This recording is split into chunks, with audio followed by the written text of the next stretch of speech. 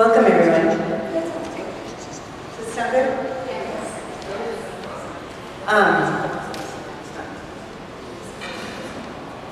My name is Florence. I am the Assistant Director of Public Programs at PAFA. It's so nice to have you here today. Thank you. I cannot tell you how honored and excited I am for this performance. This is a very special space, and I'm just so grateful to Opera Philadelphia and the International Florence Prize Festival for bringing this amazing ensemble together. Thank you. I do want to just talk a little bit about where you are in the historic landmark building in the Rotunda. And also you're in the heart, really, of this amazing exhibition called Rising Sun, Artists in an Uncertain America. Rising Sun began a while ago with two curators, Jody Throckmorton here at PAFA and Dejay Duckett at the African American Museum in Philadelphia. And they commissioned 20 artists to respond to the prompt, is the sun rising or setting on this experiment of American democracy? And 20 artists responded, whether on point to that prompt or aside or around or embraced that prompt. They brought in these amazing works of art that speaks about our place and our times. In this space, the Rotunda, you're looking and in the middle of a work called We Emerge at the Sunset of Your Ideology. And this work is by Saya Wolfa.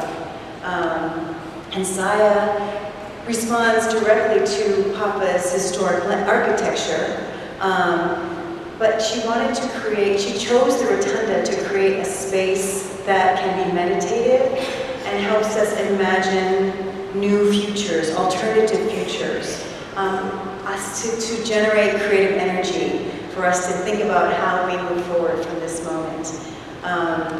And these monumental, really sort of cross-sections of these bodies. These are bodies of a super race of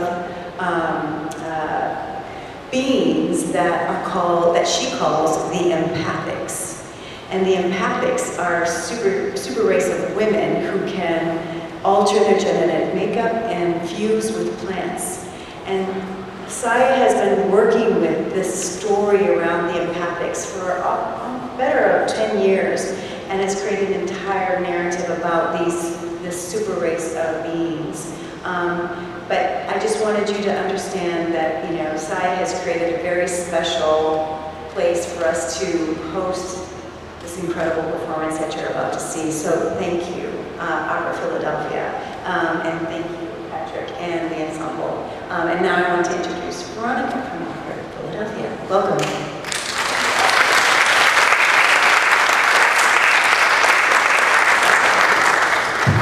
Sorry, you have to hear from one more person before you hear all of his chorus sing. Hello, my name is Veronica Chapman-Smith. I'm the Vice President of Community Initiatives at Opera Philadelphia. So I have the pleasure of collaborating with many organizations throughout the city and actually the nation, because International Florence Prize Fest would be one of them. And I'm very excited about this program. I am going to do a little bit of a plug. Because Opera Philadelphia does quite a bit of community programming. We have some flyers in the back with my colleague Alex Graham, who will wave. She has flyers including our Opera in the Park, our strut that is happening today and tomorrow, and then a fan, because it's hot outside. You can use the fan to walk down the street, but also talks about Simone Boccanegra, which is part of our Opera Festival that is the last 2 weeks of this month. So thank you for listening to my plug. I'm sorry that I had to delay the amazing talent that is about to be in front of you. Thank you very much, and I hope you all have a wonderful day.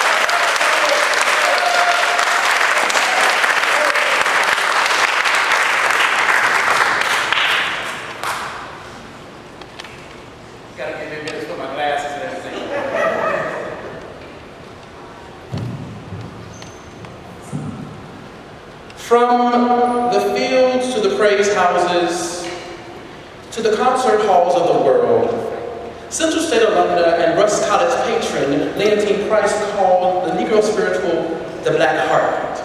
And indeed, that pulse is the source and root of all American music. Stripped from their native languages and customs and subjected to unfathomable treatment, Africa remained in their souls and was instilled in their song. In that light, one could argue that the wisdom, cunning, resilience, and brilliance of these African ancestors is demonstrated through My Lord, What a Morning, Wade in the Water, Swing Low, Sweet Chariot. Through Ella Shepherd's transcriptions and arrangements of Negro spirituals, the Fish Jubilee singers saved their school and thus created the concert spiritual. Following that model, the newly formed Negro colleges, as they were known at that time, built choral ensembles in that same manner. It was through these schools that a young contralto from Philadelphia found some of her earliest supporters. Having been reared in the Black church, Marian Anderson championed these songs throughout her storied career. From early rejections to being regarded by Viceroy Toscanini as the voice of a century, Miss Anderson proved the definition of discipline and perseverance. Through her many ups and downs, I believe she would say, despite it all, she would take nothing for her journey now. Although she made transition this year, 20 years ago this year, 1993, her legacy and influence is felt tremendously on this side. As a venerated ancestor, Miss Anderson is in glory. That beautiful city, she has crossed over into that promised land. And as Jeremiah Wright would say, in the stands, cheering us on.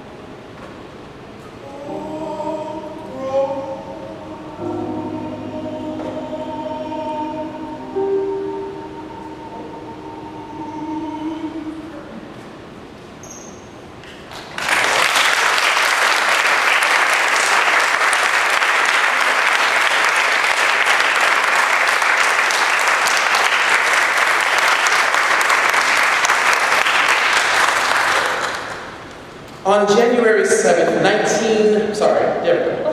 On January 7th, 1955, Miss Anderson became the first African American to sing on the stage of the Metropolitan Opera, opening doors for artists once descended from enslaved peoples. She, along with figures such as Harriet T. Burley and Roland Hayes, paved the way for so many artists. Now let's meet some of them, shall we?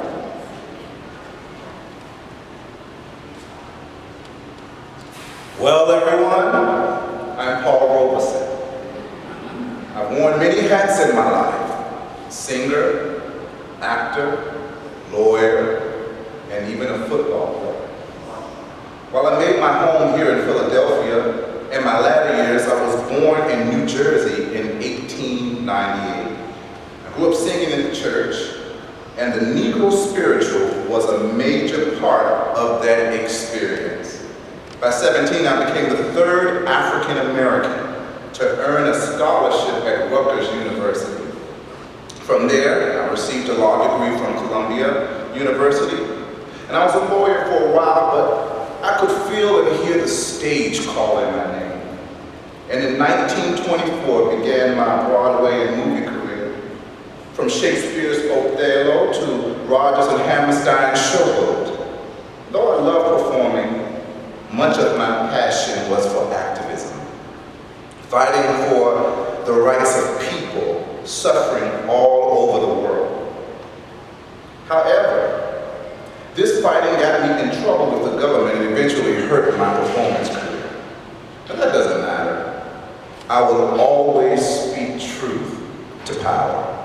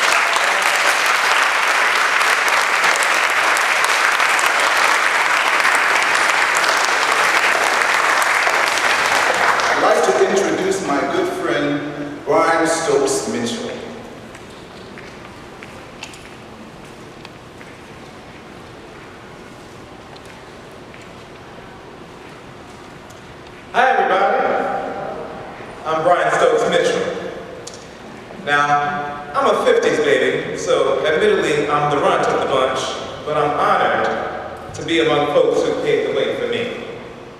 I was born in Seattle as the youngest of 4. Dad was a civilian engineer with the Navy, so we lived overseas for a fair amount. We eventually moved to San Diego. I got deeply involved in the theater community while in school, and from there, I was hooked. I did my first Broadway show in 1988. From there, I did an all-revival of a Gershwin show, Jelly's Last Jam, and Kander and Ebb's Kiss of the Spider Woman. Then finally, 1998, I was privileged to originate the role of Coalhouse Walker, Jr. in Ragtime. This role earned me my first Tony Award nomination. After that, I did a revival of Kiss Me Kate and earned my first Tony. The stage is always home, but getting to venture out into television, movies, and recording is exciting too. You folks might have seen me on Roots, The Next Generation, The Fresh Prince, Frasier, and Glee, or heard me on any number of voiceovers. Hollywood has come calling too, with roles in Ghost Dad, The Prince of Egypt, and Tick Tick Boom. Even got to play opposite Angela Bassett and Loretta Devine in Jumping the Broom. I feel very grateful to do what I love. As actors, we are called to bring truth forward. And in that spirit, we as humans on this earth must be steadfast in our society to better a place for us today and generations yet to come.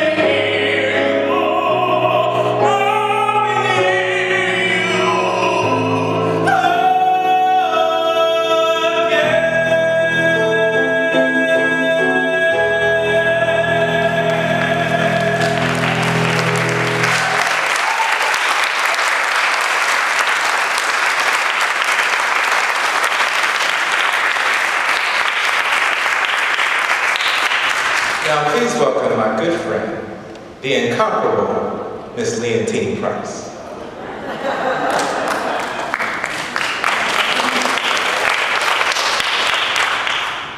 Hi, everybody.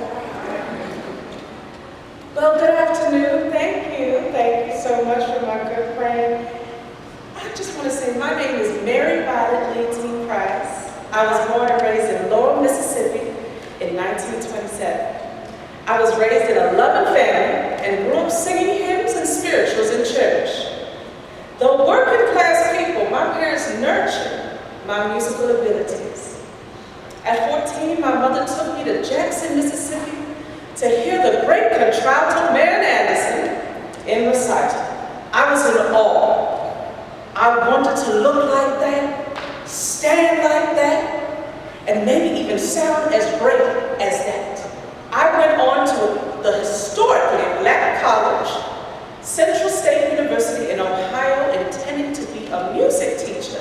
But my professors, and even Paul Robeson, insisted that pursuing a singing career was much better.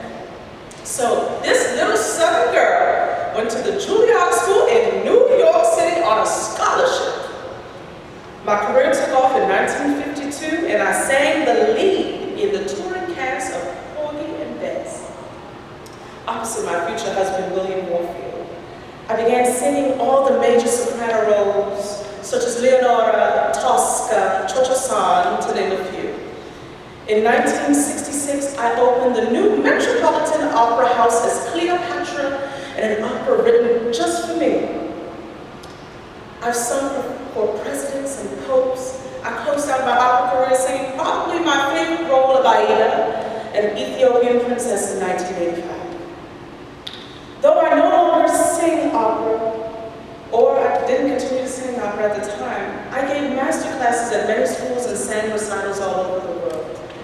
Many would regard me as the greatest soprano of all time, but I'm really just a simple Southern lady. I've had a peace that everything will work out, as one of my favorite spirituals says, he's got the whole world in his hands. Even in times of despair, you have to be committed to that voice inside you.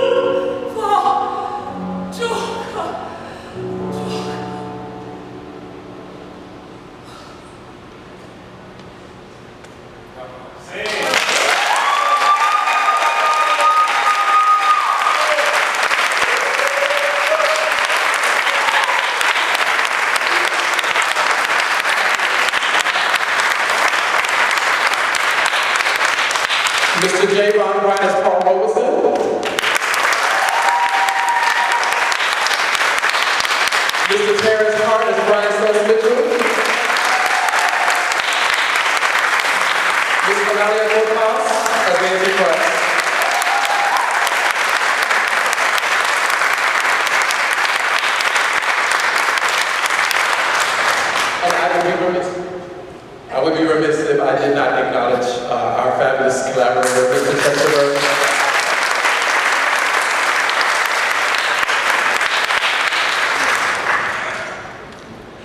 Black composers and singers have been inextricably linked, but we can't leave out the poets in that linking.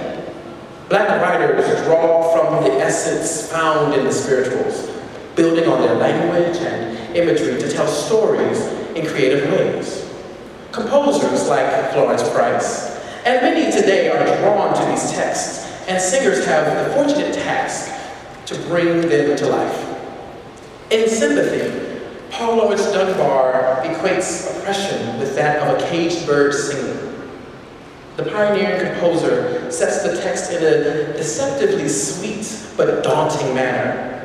Years later, Nina Simone would write, "I wish I knew how it would feel to be free," expressing the same desire for freedom, and soon after, Maya Angelou would build her autobiography around Dunbar's words.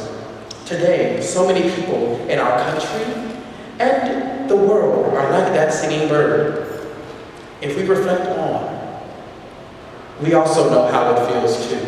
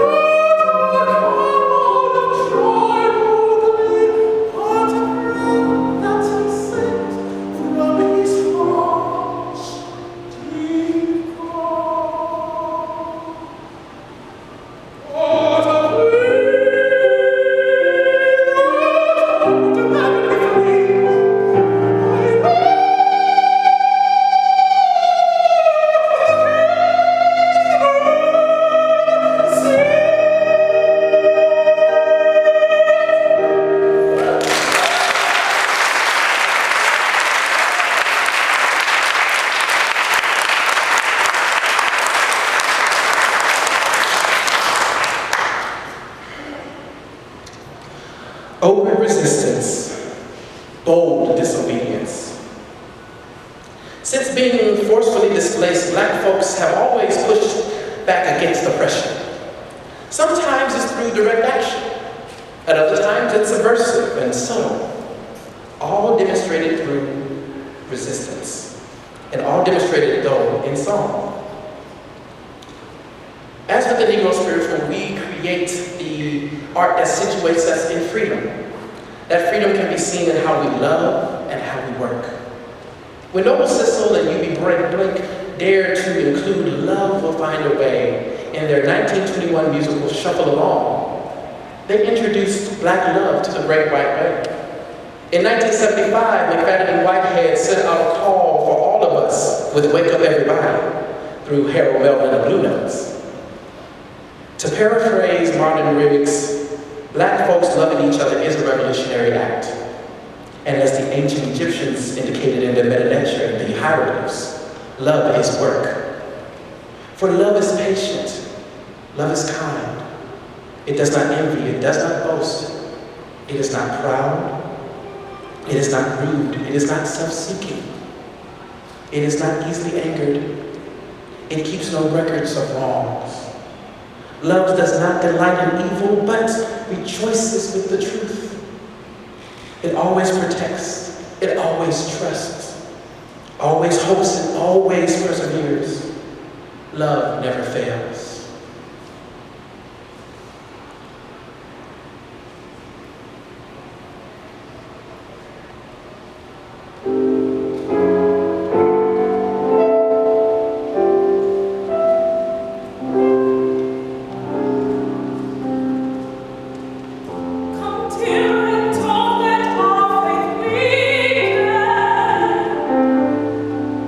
Let's keep our fires burning bright.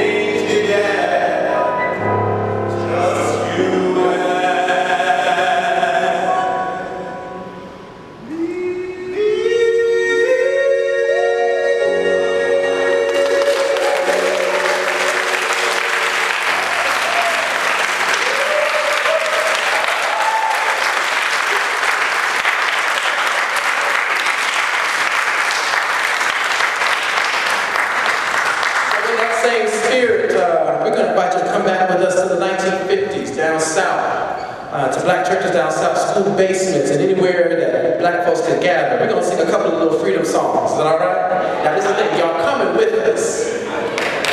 So that means you're singing. Because this is a communal act, right? This is what these folks did. I was just saying for something about John Lewis the other day, and I was like, yes, this is what they did. They sang together. So we're gonna do that, all right?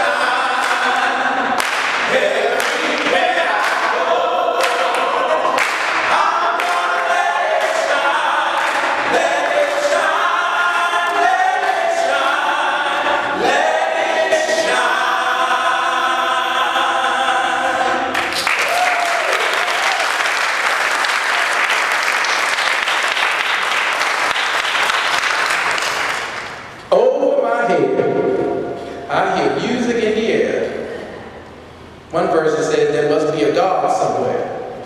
Another version says there must be freedom somewhere. For African people across the diaspora, the sacred nature of music is not constrained to the confines of the West.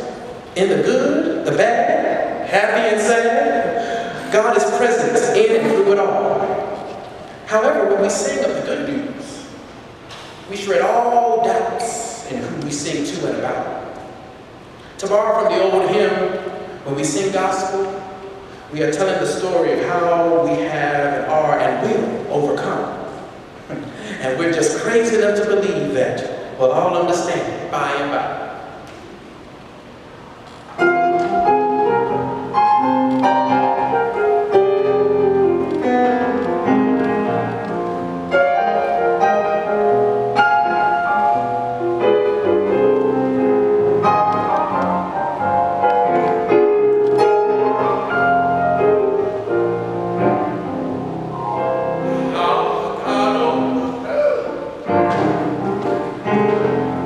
Ha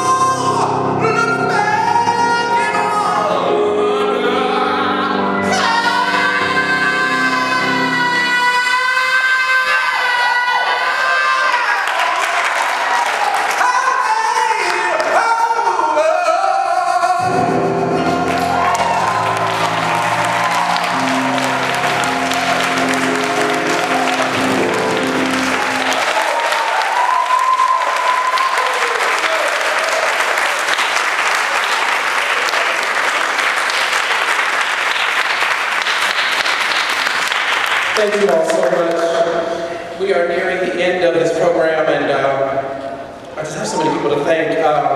Firstly, again, thank you to my wonderful colleagues here, Analia Borpas, soprano, Javon Wright, baritone, Terrence Clark, tenor, Maestro Chesterberg Jr., piano. I would be remiss if I also didn't mention that we're all graduates of the National Treasure, that is the Morgan State University.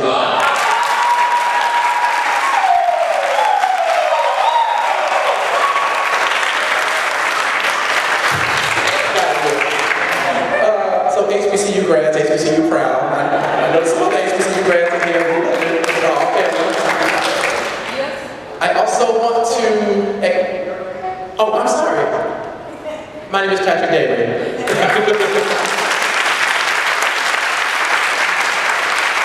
I serve as the curator and conceiver of this project, Sankofa project of 32 Black Music and Artistry. I am also the president and proud president of the International Florence Prize Festival, also known as Price Fest. My colleague and friend here, Dr. Christine Jobson, is also a member on that board.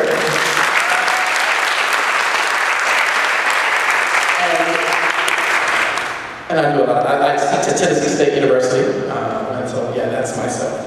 I have to thank Veronica Chapman-Smith and the entire team of Opera Philadelphia for making all of this possible. We are so, as the president of Price Fest and as the curator of this program, we are so grateful to be able to partner with Opera Philadelphia. So please give it a hand for them.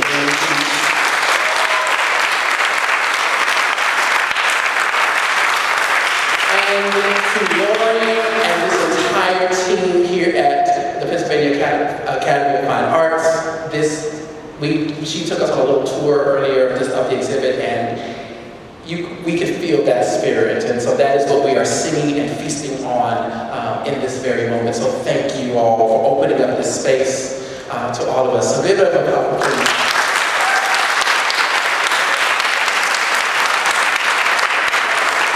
And lastly, I want to thank you all. You all didn't have many options. This is a great city.